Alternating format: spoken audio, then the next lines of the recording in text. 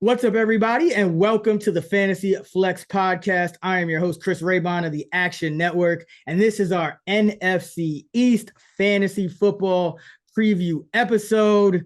You got me, you got Kerner. That's two of the top 5 weekly rankers in the game from 2022 at Fantasy Pros. Trophies in the background, as you can see.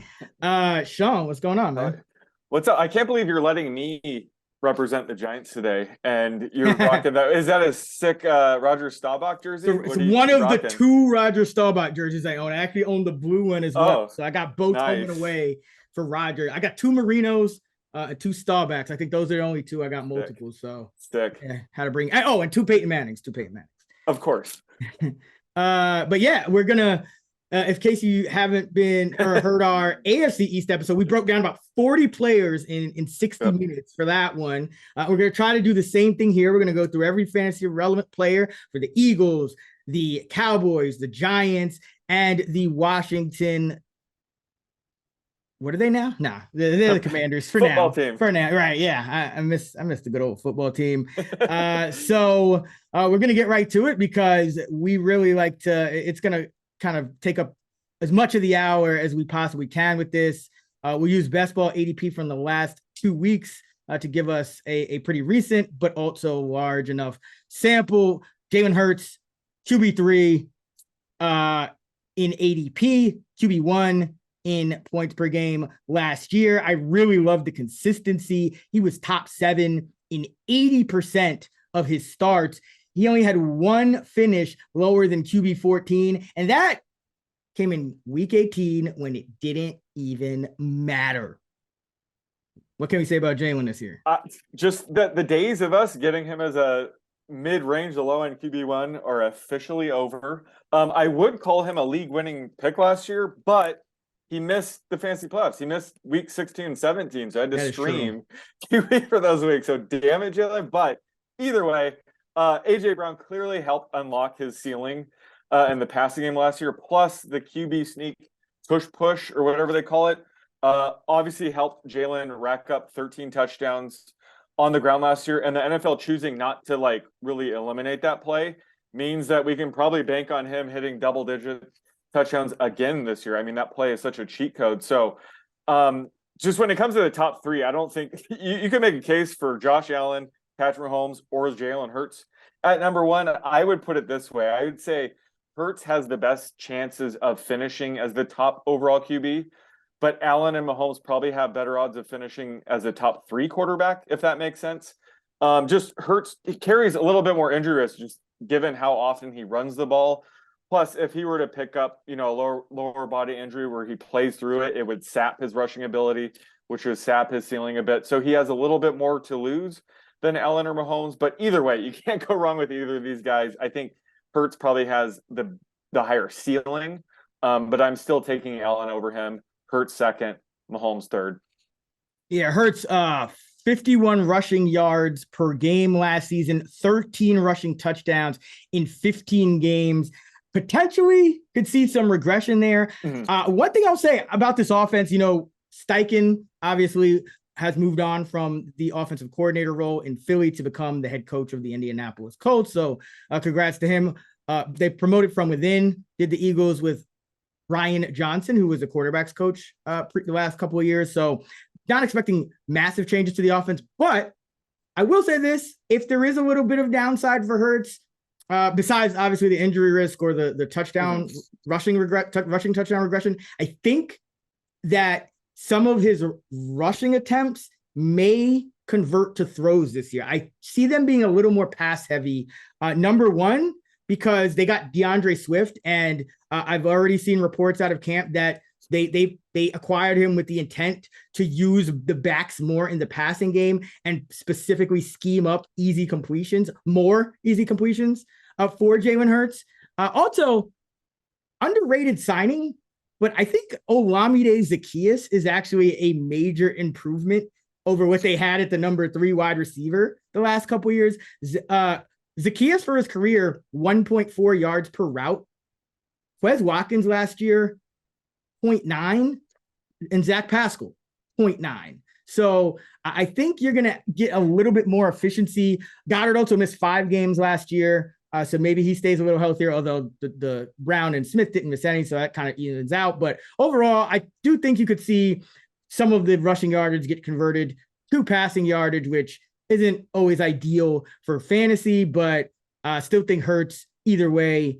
You can't take him outside of the top 3 quarterbacks, and I have no problem taking him where he's at because, as we've talked about, it's not really a late round quarterback environment anymore. Now the market has sharpened, and the running quarterbacks, the scrambling quarterbacks are going where they should be going. So, I'm going to quarterback a little bit earlier. I still prefer, waiting a little bit, getting like a Justin Fields, but no problem taking Hurts there at especially at QB3.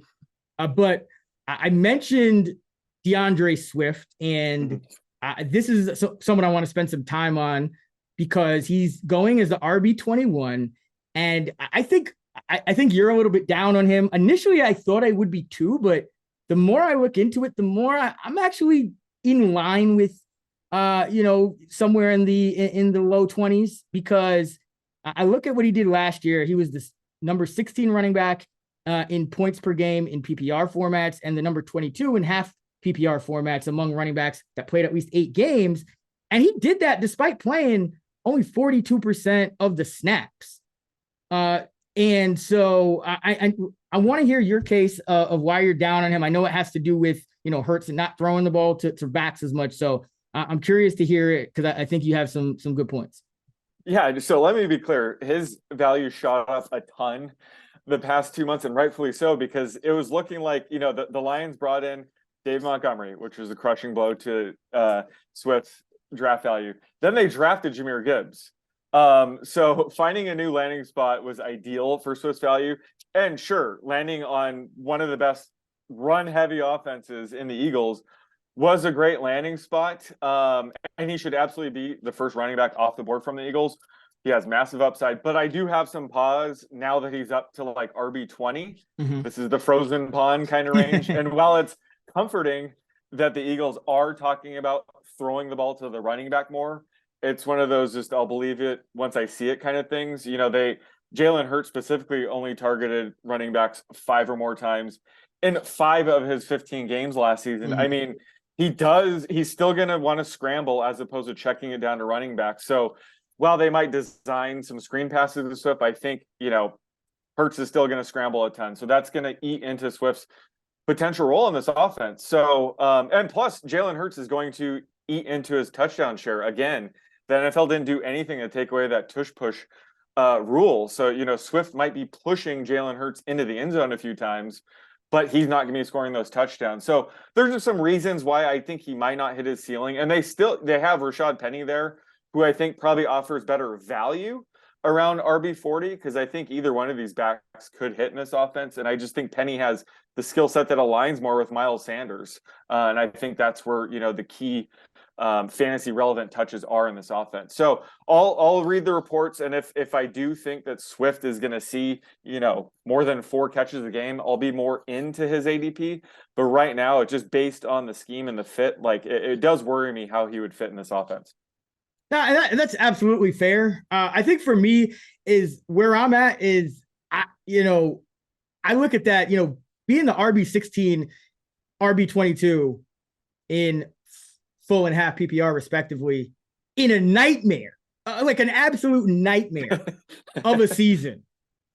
Yeah. Just, I give him, I'm going to give him some leash and say, okay, maybe he doesn't, he doesn't have as much room to grow as a Penny, who's, down another 20 spots in terms of beating his ADP.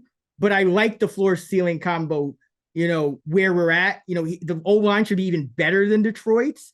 The offense should probably be even more high scoring than Detroit's. And remember, Miles Sanders still tied with Jalen Hurts for 4th in carries inside the 10-yard line. They both had 26. And again, I think Philly maybe a little bit more pass heavy this year. Remember, Hurts did struggle with some injuries down the stretch. So, you know how that goes. Hurts every year. He's kind of added something to his game. And the fact that they want to get him more completions and they went out and, easy completions and they went out and kind of, walk the walk and didn't just, talk the talk and got a guy like Swift, who is a one of the premier receivers at the position. I actually believe that they will increase that usage. And I can see where it will come from, because last season, Philadelphia's running backs pass blocked about 80 times and their tight ends pass blocked only about 60 times. So like, you don't need to have the running backs blocking at all when your number 2 tight end is going to be Jack Stoll, who, even when Goddard was healthy, the backup tight end still ran about 26% of the routes. Like, they don't need to be running any of those routes. They should be pass blocking anytime the Eagles want to have a pass blocker. So I think you can get it from that. And then when you look at Miles Sanders, he played about 49% of the pass snaps. So non-Sanders running backs played about 51%. I think there's a lot of room to grow there for Swift, because you look at a guy like Sanders, and let's say you're saying, okay, Penny's going to have more of that kind of role. Well, last 5 weeks into the postseason, Sanders was averaging over 14 carries and under 31% of the pass snaps. So there's still a way for Swift to get, his double-digit carries and, dominate the pass game usage, because Rashad Penny has never really been a pass game guy. And then another thing is, I think the Eagles will keep only 3 backs active. Maybe they go 4 this year, maybe. But remember, Rashad Penny hasn't played more than 10 games since his rookie year of 2018, and he's never played a full season, but not more than 10 over the last 4 years.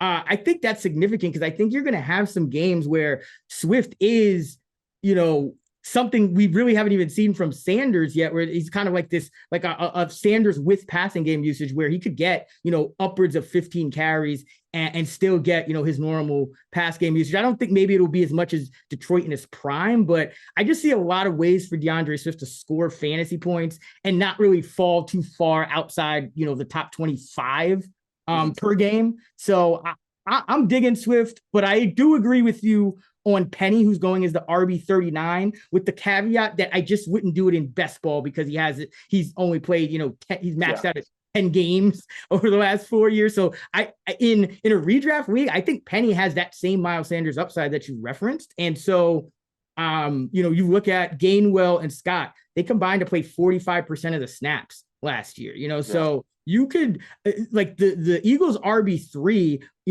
when it was like, usually it was Boston Scott, under 2 carries per game, and about 7 routes. And that has even more room to go down. You could probably get, 1 or 2 routes and a couple of carries, and, just use that, Gainwell or Scott, whoever it is, as a special teamer mostly, and a returner, and kind of get their value that way. So I see a lot of ways for Swift to hit, but I also see a lot of upside for Penny, because remember, before, they didn't know they were going to be able to get Swift. And I think Penny was ticketed for that Sanders role. So I do totally agree with you that Rashad Penny does have some upside and is a sleeper. It's just, I wouldn't do it in best ball. I think in redraft, when you can just kind of, start someone else when he's hurt, that's the optimal way to approach him. Yeah, exactly. And like I said, I think Penny does seem like a better fit to take over the early down Miles Sanders role. I mean, Penny has a 5.7 yards per carry for his career. Now he gets to play behind one of the best offensive lines in the league. So he could post RB3 flex numbers, even in a timeshare with DeAndre Swift. Like, he could, hit a home run on just 8 carries. So while Penny does struggle to stay healthy, like you mentioned, so does DeAndre Swift. Yes. Swift has never played a full season either. So both of these running backs do carry a ton of injury upside if the other one goes down. So that's why I like Penny 20 slots later. Yes.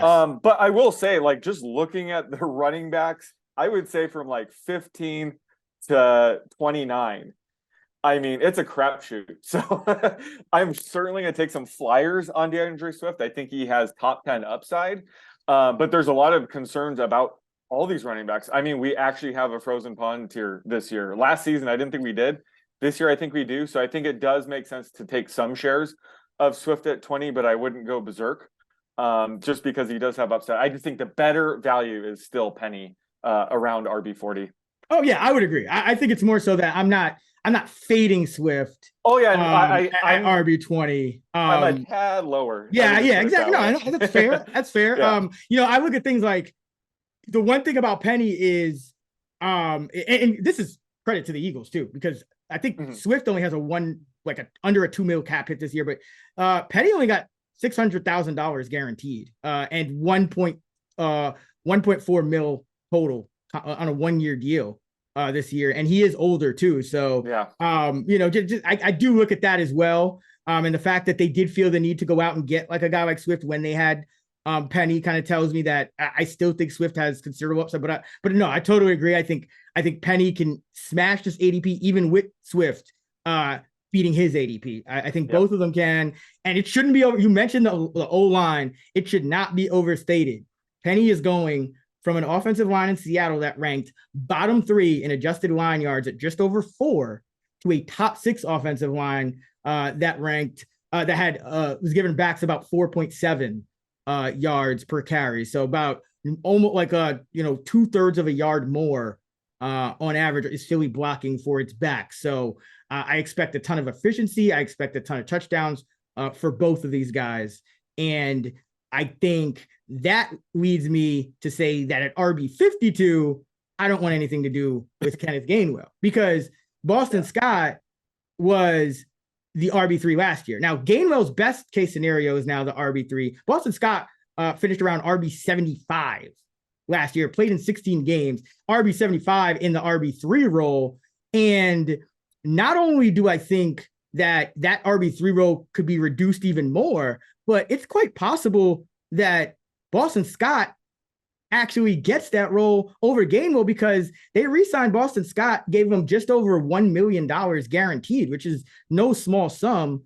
And Boston Scott outsnapped Gainwell on special teams 84-43. So it's possible. I'm not saying it's a short thing, but it's possible that Gainwell is a healthy scratch. It's possible that he's the 4th-string running back, and they just keep 4 active, but it's kind of him and Scott kind of taking turns in that RB3 role, which was, again, only the 75th best running back. And even though I think both of these guys struggle with the durability, you can't count on that at RB52. Like there's better ways to spend that pick than saying, okay, like I'm just going to bank on Swift and Penny getting hurt to the point where I know I can predict Gainwell and it's not going to be Scott. So just way too many questions. But I'm curious, what do you think about this kind of like Gainwell at 52 and then Scott is closer to RB82. I think Scott's the better value if you're going to take one, but I would prefer to just take Swift and Penny and have shares of those guys. Oh, absolutely. Gainwell at 52 is nuts. I had no idea he was that high. Absolutely not. Because he probably needs 2 injuries to hit. And if I'm looking at ADP, you can get Tank Bigsby later, Jerome Ford later, Chase Brown. All those guys are 1 injury away. Jaylen Warren. Yeah. Oh my God. Yeah. So there's you always have to think, how many injuries would it take for this guy to hit? He needs 2. All these other guys need 1, and they have higher upside than him. So 52 is egregious. He is the absolute bust for this team. In terms of Boston Scott, he's nothing but a troll for people that take DeAndre Swift or Rashad Penny. He's going to get his vulture touchdowns, and that's about it. He's not somebody you draft. But if you have Swift or Penny, you have to get yourself a Boston Scott voodoo doll like I have. And just curse his name every time he gets one of those goal line touchdowns. Yeah, this is like if you listen to our AFC East pod, I talked about how there probably shouldn't be much separation between Deontay Hardy and Khalil Shakir, and I feel the same way. I don't think there should be much separation between Boston Scott and Kenneth Gainwell, especially with Scott getting over $1 million guaranteed on the deal, because that he just might, if they're going with 3 instead of 4.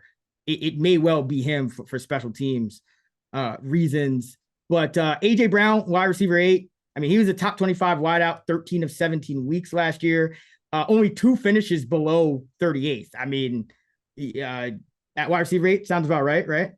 Yeah. Just if anything, he helped unlock Hurts' ceiling. It's still a run-heavy offense, so that caps Brown's ceiling. But he's a top 10 receiver, and he could be even better in year 2 in this offense. He has more chemistry with Hurts, so nothing wrong with his ADP here. Devontae Smith, wide receiver 13. He was a little bit more, boomer bust. He still had a top 30 finish in half PPR in 12 of 17 games. But when he didn't finish top 30, it was 3 finishes between 54 and 59, and then a 70 and a 119. So the floor is a little bit lower. And 4 of those 5 low scores came in the 12 games that Goddard played. So if Goddard stays healthy, just expect a little bit more variance from Smith. Again, I still think, he's another guy, could still be getting better. He's only in year 3. So I wouldn't necessarily, I'm not fading him, but just, especially in redraft, just kind of, I think pointing that out for people. And then your boy, Dallas Goedert, tight end 5. Any thoughts on him? I think that sounds about right. Yeah. He was tight end 5 weeks 1 through 10 before missing the next game, 5 games due to injury. But I've always said he's a top 5 tight end without Zach Ertz. So that was certainly the case last season. But I do think that's his ceiling. He has to share targets with AJ Brown and Devonta Smith on a run heavy team. So Swift now too. That could have a tiny little bit of discernible effect though. Yeah, I added that. Just having a high end pass catching back like Swift probably will eat into Goddard's target share. So I think that's a reason to not take him here. But I don't like the tight ends after Goddard. So I still think tight end 5 is fair for him. But he would need one of these players to miss time to be a potential top 3 option. I just think tight end 5 is right about in line with me on Goddard. Yeah, I don't have any problem there. I do love the consistency. So like, even if he falls off a little bit, there's a long way down, because he was a top 13 tight end in 10 of 12 games he played. Yeah. And the other 2, 27th and 31st. So it wasn't even like he was putting up a straight, like 0. Like he was still kind of in the startable range. It wasn't like he was putting up like, backup numbers in those other 2 games. So backup for the league. I mean, like the 32 teams. But to be fair, AJ Brown and Devontae Smith played all 17 games last season. So that probably won't happen again. I mean, it could, but it probably won't. So he has some upside there. That kind of goes back to what you were saying about Devonta Smith, how he kind of went off when Goddard was out those 4 games. So there's that element as well. But at the end of the day, like, we know who he is at this point, top 5 tight end. Yeah. So looks like we're on the same page here. Your sleeper for the Eagles, Rashad Penny, and mine is as well. Although I will put the caveat of not in best ball, just because those 10, the maxing out at 10 games for 4 years in a row. I just rather have the security of being able to swap him out if he happens to miss more time. And then both of us think Kenneth Gainwell is going to bust as a borderline top 50 running back with Swift and Penny now in tow, especially with Boston Scott probably making the roster yet again. Let's move on to the Dallas Cowboys. So the big news here, new play caller. Mike McCarthy taking over for Kellen Moore, who went to the Chargers. They do have a new OC, but he's not going to call plays, and it's Brian Schottenheimer. I like what I hear from McCarthy in terms of, having more purpose and making the team kind of understand, some of those details that maybe they were missing, and having some of those meltdowns in the postseason. So maybe you could be better, but, you always worry with these head coaches. They already have so much on their plate. Yeah. So I don't know. Does this have any kind of discernible effect in your projections for the Cowboys? Not yet, but it could, because McCarthy says he wants to run the ball more. Plus, the Cowboys have played with such a fast pace under Kellen Moore. If they slow down the pace, that's going to take away 5-10 plays possibly from the offense. So those things do add up. I'm not in a hurry to make any huge changes to my projections, but it's something that we need to keep an eye out on. Plus, Dak gains a quality number 3 receiver in Brandon Cooks, but he does lose Dalton Schultz. So that it could be a different look on the offense. But at the end of the day, I still view Dak as, high floor, low end QB1. He just doesn't carry the same rushing upside anymore. Since his injury. He's only scored 2 rushing touchdowns the past 2 seasons after that leg injury. So I think QB10 makes sense. But if you're in best ball, I think you have to stack him. I think that's how you unlock his upside, is stacking him with, Lamb, Cooks, Gallup, those guys in order to get his upside. But he seems priced about right. Here's a question I have for you, actually, because and I just thought about this, but Ezekiel Elliott 4 double-digit touchdown seasons in his 7 that he played with Dak. No longer on the roster. Might that increase Dak's running usage maybe just around the goal line? Because I remember, McCarthy with Aaron Rodgers, even as Rodgers kind of ran less, he still seemed to be pretty active around the goal line. So, I mean, maybe there's some upside there with Zeke gone, because 12 touchdowns in 15 games last year, 10 touchdowns in 17 the year before. Yeah, no, that's interesting. I'll have to dig into that. I think Pollard theoretically could just take all those touchdowns away. And it could be a situation where you mentioned where, the Chiefs, after Mahomes had that knee injury, they don't like him running it in near the goal line. I don't know if it's a schematic thing with Dak. They're trying to preserve him. Have to look into that. Plus, Zeke could return, right? We'll talk about that in a bit. So it could all wash out. But yeah, certainly, if they want to give him more goal line carries, that's going to help get his touchdowns back up. But it just was interesting to see that since his leg injury, it does correlate with what I thought would happen anyway. Yeah, absolutely. Let's hold off on the running backs. Let's keep going with the passing game, because you did say something interesting. You said Cooks was the wide receiver 3. He's being drafted as the team's wide receiver 2. I misspoke. To actually have a third receiver, they didn't have one last year. but that's fair. But let's start with CeeDee Lamb, and then we'll get into Cooks and Gallup. Lamb is wide receiver 7. First year in the league, targeted on 21% of his routes. Second year, 22%. Third year, 26%. He's still only 24 years old. His yards per route has been increasing every year, 1.8, 2.1, 2.4. His touchdowns per catch have been going up from 7% to 8%, to 8.5%. So really nothing not to like about Lamb, even, with Cooks kind of replacing Schultz. I still think, usually like the guys at the top of the target totem pole, they're not really being affected. It's just it's being kind of mixed up with everyone under. So I still think Lamb is good enough to be drafted as a top 10 wide receiver. Any pushback there? No pushback whatsoever. It was not shocking to see him have his first 100+ reception season. I mean, when he was drafted in the first round in 2020, I was waiting until year 3 when they would move on from either Cooper or Gallup.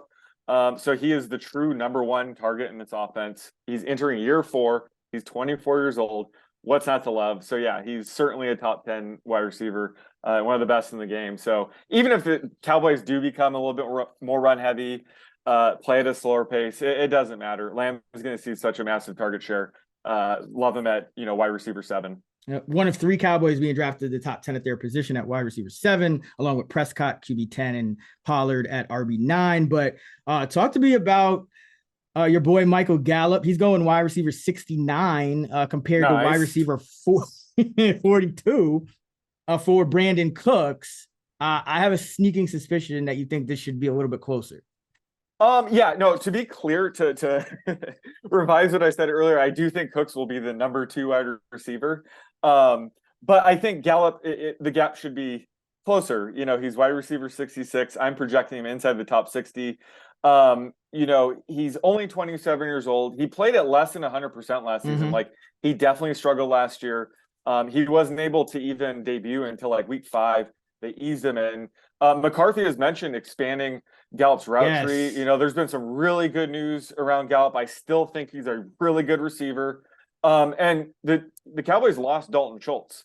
So while they picked up Brandon Cooks, there's still going to be extra targets to go around with Schultz. We'll talk about tight ends later. I don't know if anybody's going to be able to make up for Schultz. So there's a chance that Gallup does end up being the number 2 target in this offense. I don't think it's likely, but there's a chance. So I think he's the better value right now at wide receiver 66. Yeah, and you mentioned it. Gallup's 27, more than a year removed from the ACL. McCarthy saying Gallup ran too many go routes last year. Yeah. Which that's, kind of music to our ears, because that's when you don't get target, you will get targets, but they'll be inefficient. And, for everyone you hit, you'd rather just get a higher target share and more catches in these PPR days that we live in. So if he's not going to exclusively play the X and he's not going to run too many go routes, who do you think is going to take over for that? The guy they just traded a fifth and a sixth for, Brandon Cooks. So you said, yeah, maybe it's not like, I would actually say if they both stay healthy for the same amount of games, I'll still give Brandon Cooks the edge, but I would say it's a lot closer to like 60-40, 55-45.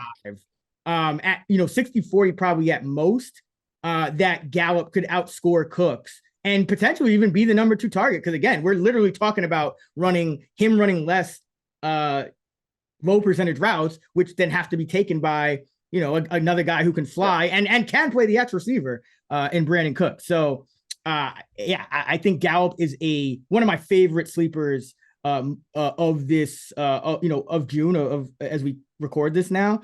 So I'm totally on board with you there. No real qualms with Cooks at wide receiver 42. I think the value for Gallup is so much better, whereas I think Cooks is a little bit closer to his ceiling. So not a big Cooks fade or anything like that, but I just gonna want a lot more shares of Michael Gallup here at wide receiver 69. And then you mentioned Schultz. He's in Houston, only got a 1-year deal there. So obviously the Cowboys felt they could replace him, and the market kind of proved them right. So Jake Ferguson's going as tight end 32. Luke Schoonmaker, rookie out of Michigan, second rounder, is going as tight end 40. And what I think is interesting about this is Ferguson was pretty good last year. The underlying metrics, 21% targets per route, 1.7 yards per route. But him and fellow rookie Peyton Hendershot actually split snaps pretty evenly. So this to me just looks like kind of a stay away. But I feel like Schoonmaker is the wave of the future, and Ferguson is going to play a lot, but not really produce the way Schultz did, if that makes sense. Because I look at his ADOT, and I think that's, I read something about Schottenheimer and just McCarthy. They wanted a guy who could make plays further down the field, and Jake Ferguson's average depth of target was 3.1. So I'm going to fade Ferguson, even though there are some things to like. But what about you? What are you doing with this tight end room? Yeah, well, it's a tricky situation because we can't just ignore it, because Dalton Schultz is leaving a lot of targets behind. And Dalton Schultz, he wasn't some elite talent. I think he definitely benefited from the scheme. So if one of these guys does win the role, they could seriously pan out. So I think it is worth trying to figure out who it will be. Right now, I couldn't tell you. I think right now Ferguson has the inside track, just because he already has a year under his belt. They kind of split time with him and Hendershot, and Ferguson outplayed him. So I think he is the current favorite. But, Schoonmaker, he's more talented, but he's a rookie. But the Cowboys really passed up on some quality pass catching tight ends in the draft. I mean, they could have ended up with Sam Laporta, Michael Mayer. They really passed up on some elite tight ends. So they kind of got the best of the rest in Schoonmaker, and he does have some upside. I think, he's a good blocker. He was limited production-wise in college, but that had mainly to do with the scheme at Michigan. He could be a quality pass-catching tight end in the right scheme. So I think he could pan out, but he's a rookie tight end, so they're usually behind the 8 ball, and he's been dealing with a plantar fasciitis injury where he's in a walking boot. He's missing OTAs, so that's not a great start. So that's something I'm going to have to monitor. But this is a situation, I think it's going to be between Schoonmaker and Ferguson, and I think they are worth dart throws in this range, just because if one of them does pick up, just say 70-80% of the Dalton Schultz role, they're going to be a home run in the late 30s at ADP. So this is something we have to monitor, but I think it's going to be one of those two guys. Yeah. I think if we had an injury, that would clarify things a lot. But I think the way it's going now, like the tight end's probably going to be the designated pass blocker if they keep one in, because not only do you have Lamb, Cooks, Gallup now, but you also have Pollard as the RB1, whereas Zeke was not really he was a good pass blocker. True. Not really a great, or he, better served as a pass blocker. I don't call him great, but Pollard, you want him in the route. So I just can't get behind Ferguson with Schoonmaker going in the second and the 3-yard ADOT. And so, yeah, I would take Schoonmaker if push came to shove at 40. He's 8 spots lower anyway. So yeah, Pollard, he's going, I mentioned, as a top 10 back. Looks like he's making, good progress recovering from that ankle injury. I mean, what do we really say about him? We know he's just nasty. Like if he's going to be the starter, no Zeke. I mean, we've been waiting for this, right? Yeah, a season without RB1 Zeke. overall upside, right? Like Absolutely. Unless I mean, if Christian McCaffrey stays healthy, maybe not. But I mean, Pollard is, he has that just on efficiency alone. Oh right? yeah, for sure. Yeah. Oh yeah, top 5 for sure. Potentially top 2. I would go there. Hopefully they don't bring Zeke back. They could.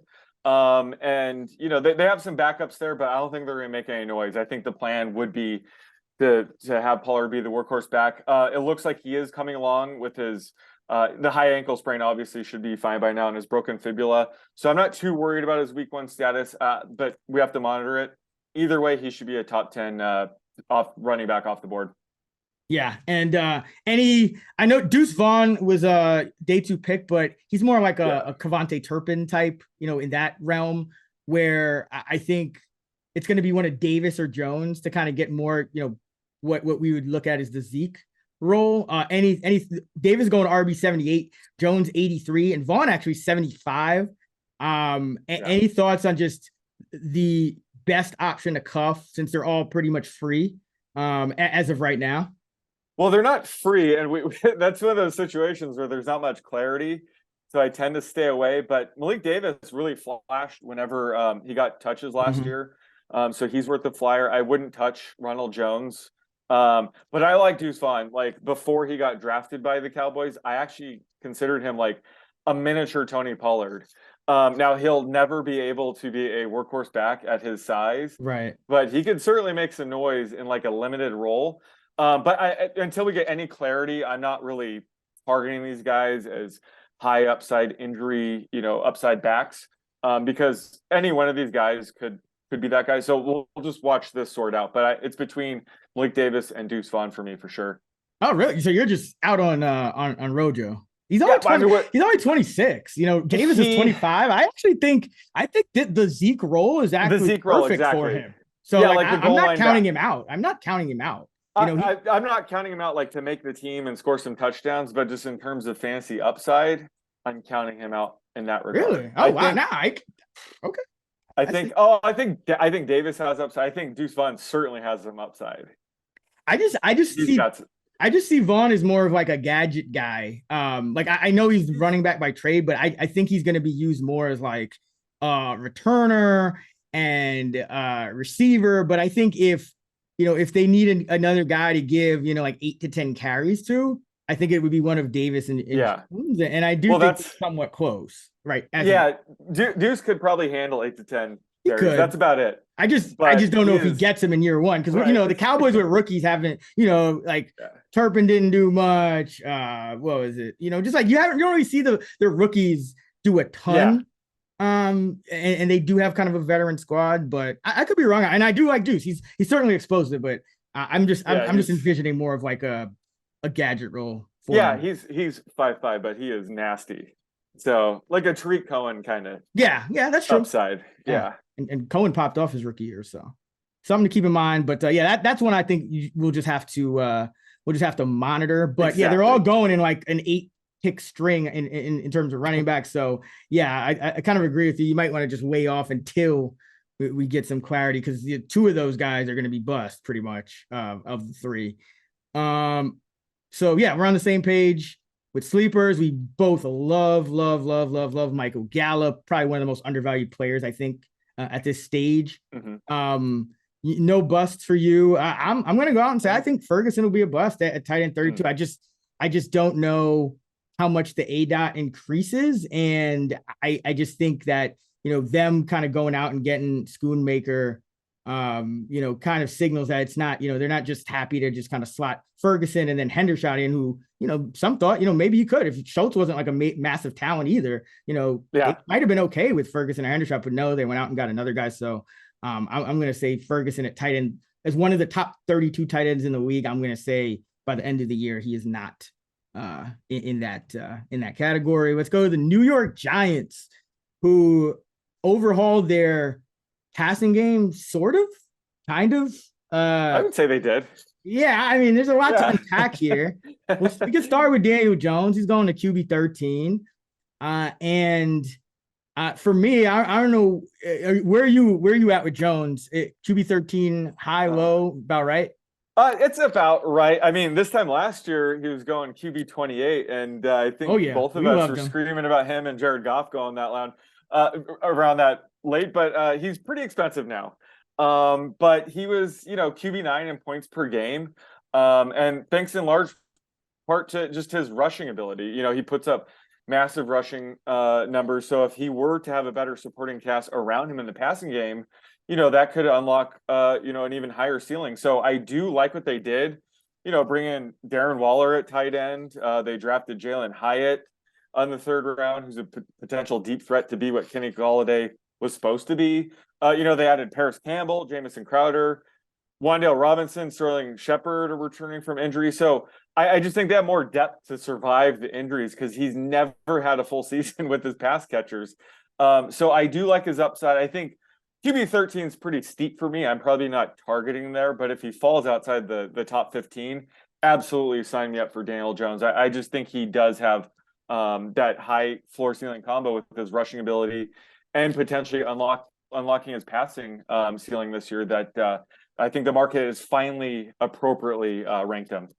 Yeah, I'll definitely have some of him on my team just because, all things considered, I would rather get the guy with some rushing upside, but I agree. He's kind of priced where he needs to be now. The one thing I did notice, and I'm thinking this trend likely will continue. In weeks 1 through 10, they ran a very, very vanilla offense passing wise, just about under 34 called passes per game, calling a pass just 53% of the time. And Jones only threw for 177 per game. From week 11 on, over 40 called passes per game. That's a 63% rate. So up 10%, 53 to 63 from week 11 on. And that translated into about 55 more passing yards per game for Jones. He was just over 230. So, they do have some more depth now at the pass catcher positions.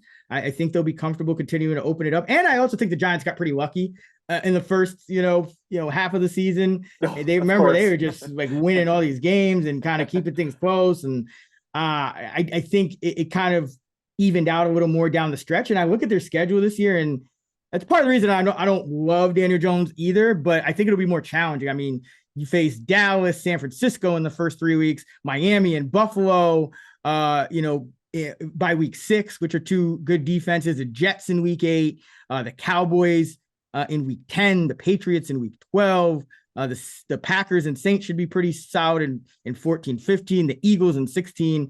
And then mixed in, you got some really good matchups, Cardinals in week 2, Rams in the final in week 17, but a lot more difficult matchups I see this year on the slate than easy ones, which could lead to more passing, but also less efficiency. There's no Vikings. Why?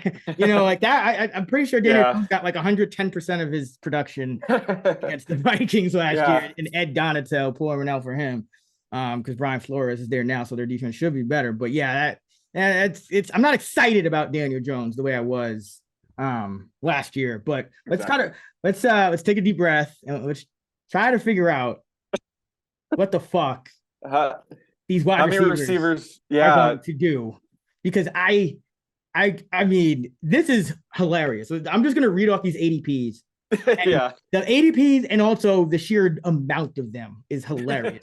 You got wide receivers for the Giants that have an ADP in best ball right now. Jalen Hyatt at wide receiver 72 is the highest. Wide receiver 72 is the highest. But then you got wide receiver 74, Wan'Dale Robinson. That's 2. Wide receiver 82, Paris Campbell. That's 3. Wide receiver 86, Isaiah Hodgins. That's 4. Wide receiver 92, Darius Slayton. That's 5. Count them, 5 Giants between 72 and 92, which means no one knows what the fuck's going to happen. So tell us, what do you think is going to happen? I mean, I told you over a month ago, I said, wait till you start projecting the Giants. They have like 47 slot receivers. I was waiting for you to tell me. I got some thoughts, but I Oh, got some okay. thoughts. Yeah, Man, I want to hear you first. The receiver with the clearest path to the role that they have is Jalen Hyatt. So I think he's probably worth being the first Giants receiver off the board. And it's hilarious that the first receiver off the board is wide receiver 72. That just sums it all up. But they draft him in the third round. He profiles as a deep threat. He kind of reminds me of a Will Fuller, Robbie Anderson type. So he's going to have a wide range of outcomes week to week, but that's who he is. And they already have Darius Slayton, who kind of already does that role pretty well, so he'll have to beat him out. But I think he has the clearest path to hitting value, whereas all these other guys, I mean, I think Wan'Dale Robinson has the best path for these like tinier slot guys. I mean, Paris Campbell has some upside, but he's never been able to stay healthy. Isaiah Hodgins impressed last year, so it wouldn't shock me if he's still a top 2 target. They still have Sterling Shepard, Jamison Crowder. So who knows how this is going to sort out, but they can only have 3 receivers on the field at a given time. And they're going to have to compete with Darren Waller. So this isn't really a situation I'm looking to invest in, other than the occasional flyer and best ball on Jalen Hyatt, because I think he will have a few games where he pops off for a long touchdown. And that's kind of what you want from a guy outside of the top 70. But other than that, your guess is as good as mine.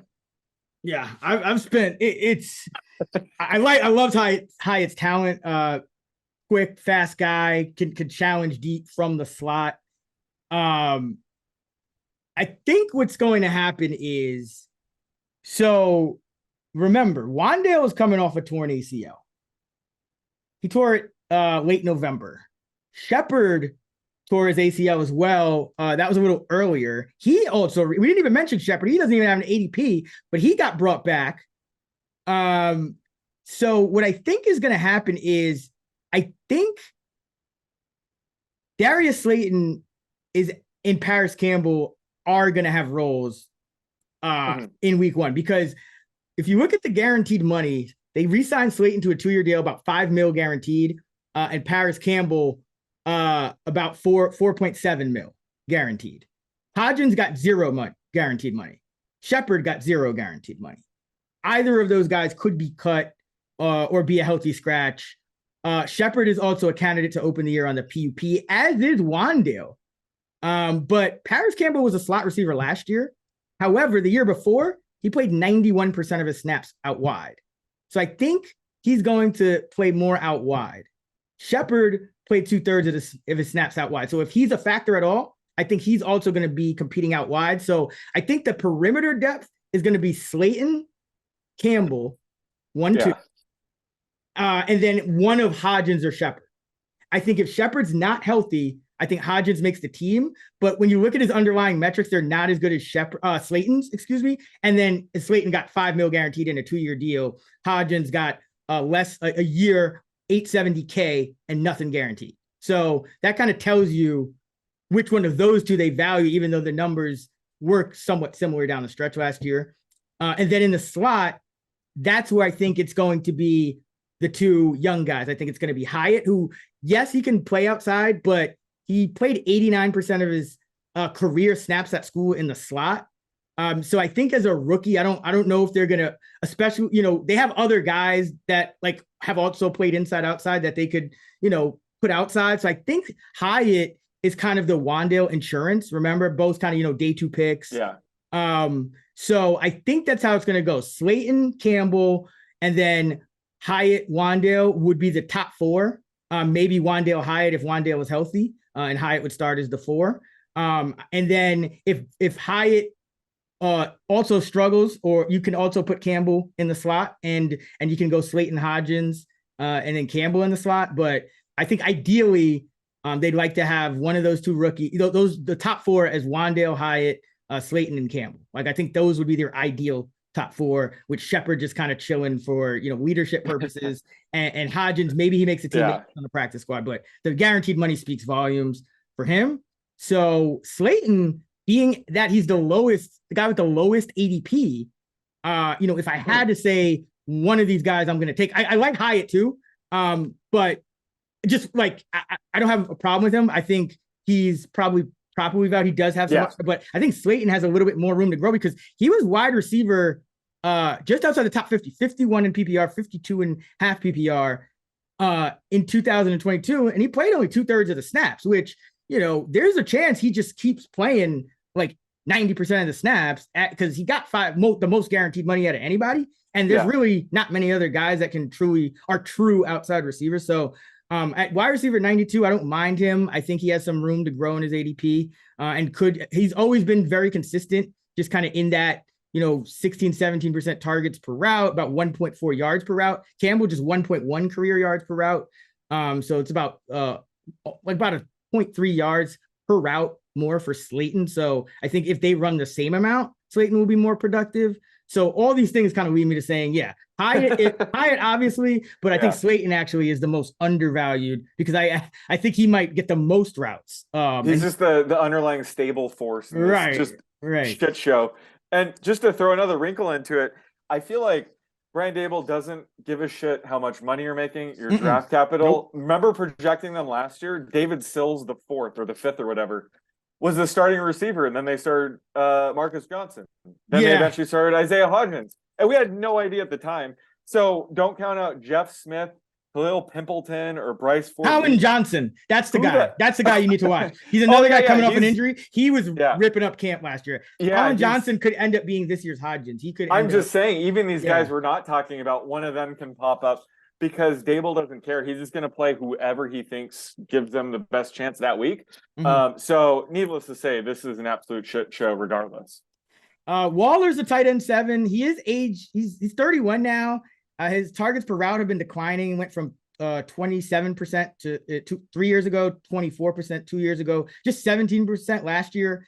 But some of that may not just be age. It may just be the presence of Devontae Adams, who's an absolute target hog. Yeah. And I don't think Bellinger, he is brolic now. I don't know if you saw a picture of Bellinger lately, but he's got like ridiculous biceps now. But he only got targeted 12% of his routes. His ADOT was barely over 4.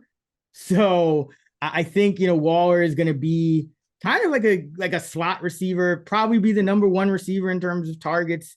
So I was down on him a little more earlier, but I've kind of come around just because I do think Devontae had something to do with the precipitous decline in targets per route. I think he could get back up to at least, above 20%. But, tight end 7, I really don't like taking a tight end in this range. So I probably still won't have a ton of Waller, but I don't know. What are your thoughts on Waller? Yeah, I'm similar because, I chalk up his 18% target per route run rate due to playing next to Devontae Adams. I think in this offense, it'll clearly be over 20%, way over, but there just won't be as many targets or yards to go around, if we're being honest. So I think that does cap his upside a bit.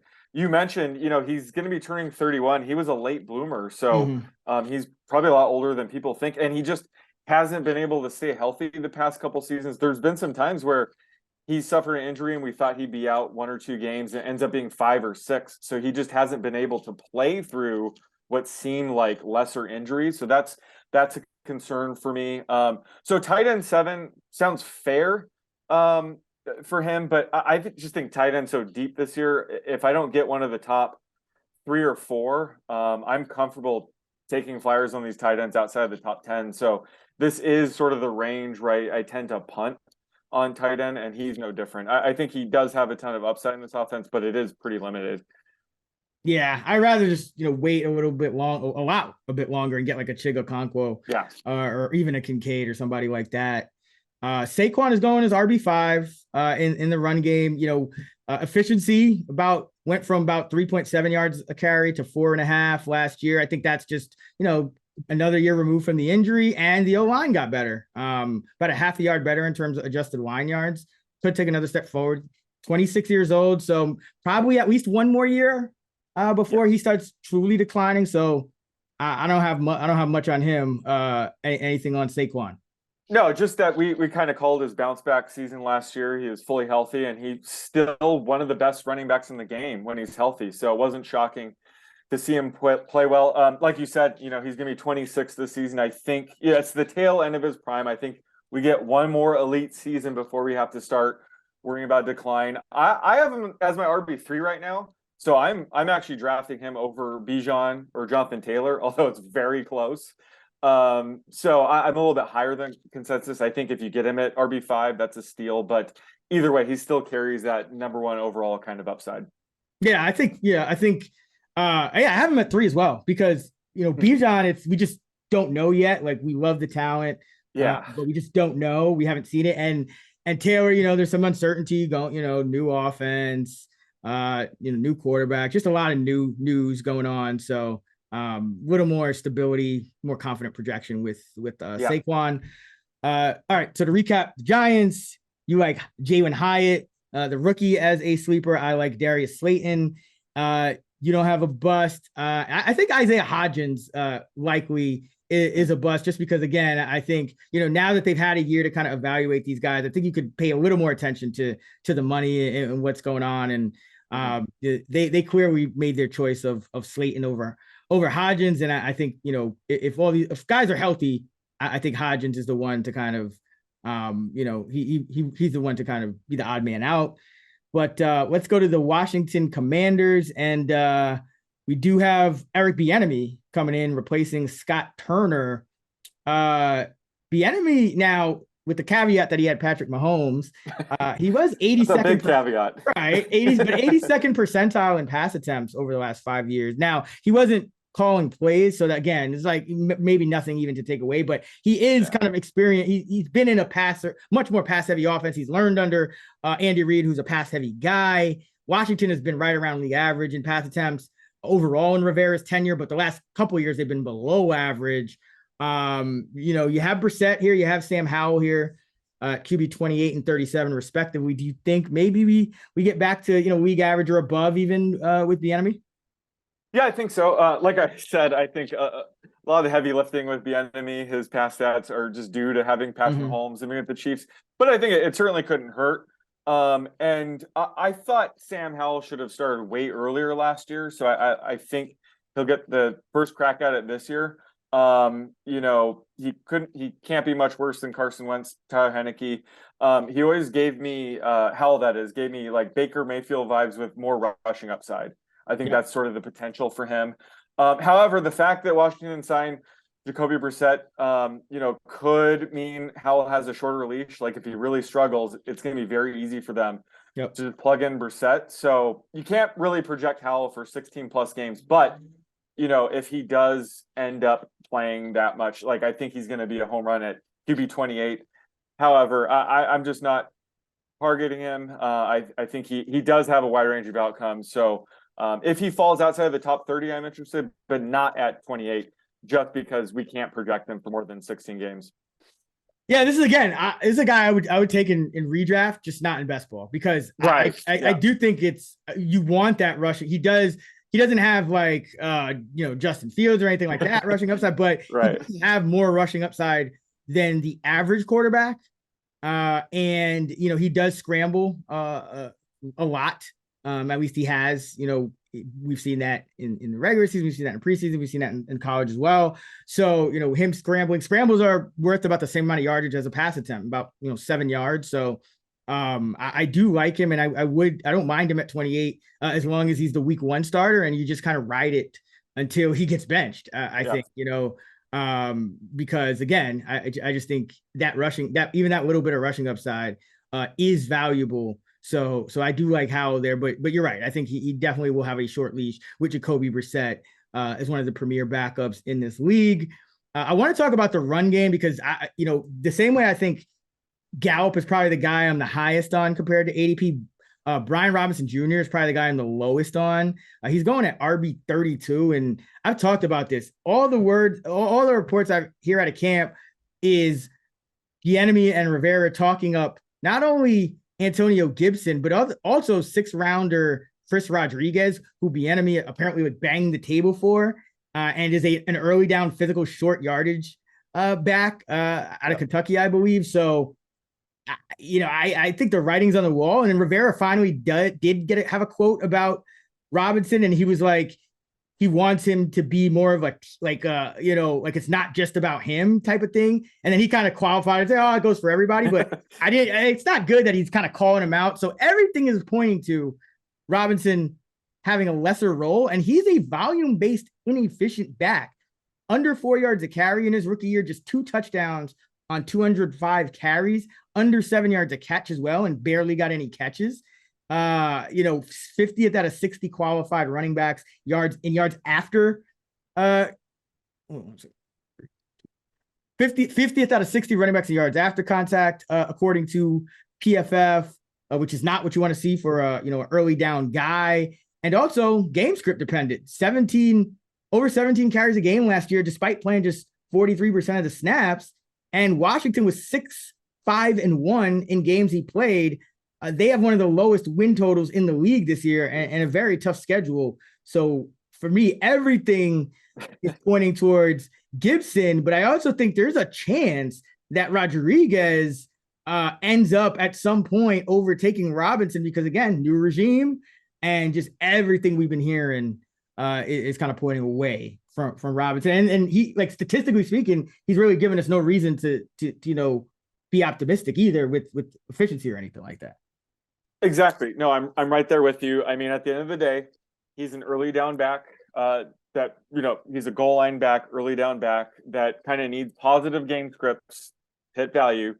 And he's on a team with a 6.5 win total, one of the worst teams in the league. So he's not going to have as many game scripts than you'd like. And the fact that they drafted the running back that complements him the most, Chris Rodriguez, is a power back who is a direct competitor to Brian Robinson, is another red flag.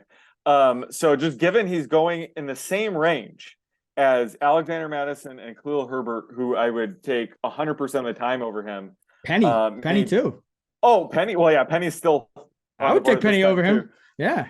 Well, I'm not taking Brian Robinson at 32, but yeah, even if he were to fall to 40, it wouldn't matter because I would take Penny over him as well. So yeah, I think right now he's just being overdrafted for sure. Gibson, RB 38, probably a little bit of a P. I'd actually rather take Gibson. Rivera said he would like to see Gibson get quote unquote more tries, obviously. Remember, Scott Turner's gone, so that makes it seem like maybe Turner, that was more Turner. Again, the game script, forget Rodriguez, just the game script in general should favor Gibson more than Robinson. And we've seen Gibson with this role in the past, so it's not like we're projecting crazily here. The pass catchers, Terry McLaurin, wide receiver 21. I mean, he's very consistent. I think the only, if we get a pass heavier kind of scheme with the enemy, I think that's the thing that will help him hit his ceiling. But I'm fine with him at 21. What about you? Oh, absolutely. I think he should go inside the top 20. He's one of those wide receivers who's way better in real life than fantasy, just because he's typically held back due to poor quarterback play. And that should certainly be the case again this year. But I thought the fact that they brought in Jacoby Brissett helps Terry McLaurin's floor, just in case Howell is a complete disaster. He'll at least have Jacoby Brissett who can hold down the fort. And I think McLaurin will be a lock to be a top 24 receiver either way. So I just love getting a guy like McLaurin this cheap. So I definitely like him in this range. And there's a big disparity between Dotson at wide receiver 39 and then Samuel at wide receiver 76. Samuel obviously was a favorite of Turner's, but he had some of his best years without Turner, and Bieniemy had McCole Hardman, and he was always very efficient and productive in that offense. So what do you think of Dotson entering year 2 inside the top 40 and Samuel way down there at 76? I think their ADP should be a lot closer. I love Dotson as a prospect heading out of college. He reminded me of Tyler Lockett, Elijah Moore, that kind of player. However, last year, his touchdown total is a bit fluky. 20% of his receptions were touchdowns. I don't know if you can bank on that, just having Sam Howell and Jacoby Brissett and the Commanders offense in general. So I think he's just being overdrafted based on that. But I think he will be the clear number 2 target in this offense behind Terry McLaurin. But I just don't think that's worth taking him inside the top 40. I just don't think this offense is going to produce, 2 top 40 receivers. So getting Curtis Samuel way later, while it's not like the sexiest thing, I'm not saying I would do it. He does provide a very high floor in the 70s, the wide receiver 70 range, just because we have to remember JD McKissick is gone. So I think Antonio Gibson's going to handle a lot of that leftover work. But, Curtis Samuel is sort of a quasi running back wide receiver where he could get 3 to 4 direct rush attempts a game, 3 to 4 receptions a game. And in that wide receiver 75 range, like that's a pretty high floor. You can't really count on that many touches from anybody in that range. So I think he's an interesting option way later than Dotson, but I think those two, their ADP should be a lot closer. Although I would lean Dotson, of course. Yeah, I mean, Dotson, the year two leaps, there is some unrealized upside, but 15% target rate, so he's got a ways to go up, and the ADOT was over 15, so it could just be one of those low percentage route situations where it's not about the player, but just kind of the role he has, might lead to some inconsistent results, especially when you're taking him inside the top 40. But Samuel going way later. Now his production did go down some with Dotson in the lineup, 1.6 yards per route in the 5 games without, 1.15 yards per route in the games with Dotson. But like you said, I don't think Diami Brown is going to take out any of those wide receiver 3 snaps. And I also think Samuel could also factor in at the running back position, as you mentioned, like a McKissick type. So no problem with that. Logan Thomas, it's probably over for him. Age 32. His yards per route went from 1.3 2 years ago to 0.9, under 1 last year. So not too much to like there. A couple of younger guys behind him, but that's gonna do it for got through a ton of players once again. To recap for the Commanders, you like Sean Gibson as a sleeper on his team and Curtis Samuel. I like Gibson, and in deeper leagues, Chris Rodriguez. Why not take a flyer? I think he could end up at some point overtaking Robinson. And then, we're both on Robinson to bust. And I think I would say that's my most confident guy that I think will not hit his ADP in the league at this point at running back 32. So there you have it. If you want to hear us talking AFC East, that episode is up right now here on the Fantasy Flex feed. And be sure to stay tuned. Next week, we got our AFC and NFC North fantasy preview episodes dropping. You can find Sean on Twitter at @the_oddsmaker and me at Chris Raybon. And you can find us at those same handles on the free award-winning Action Network app. Until next time, let's get this money.